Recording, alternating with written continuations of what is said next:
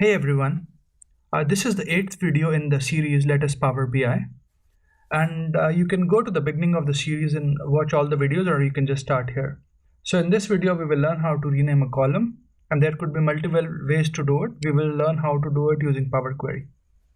So I've got a Power BI file open here with me, and I've got, as you can see, I've got tax amount, I've got English product name, and I've got sales amount. And let's say I want to change the English product name, and we learn how to do it using Power Query.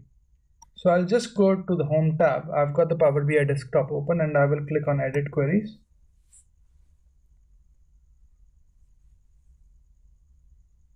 And you can see the Power Query editor has opened, so you can see that over there.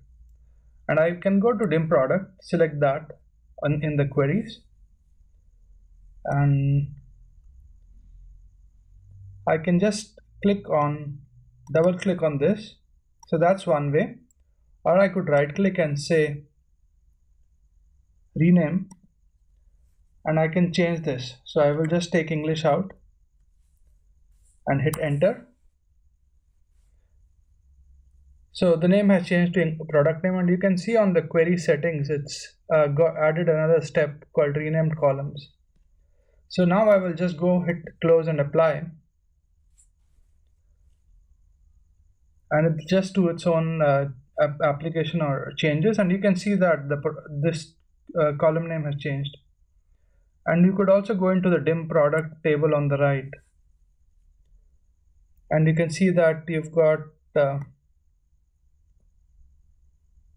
product name.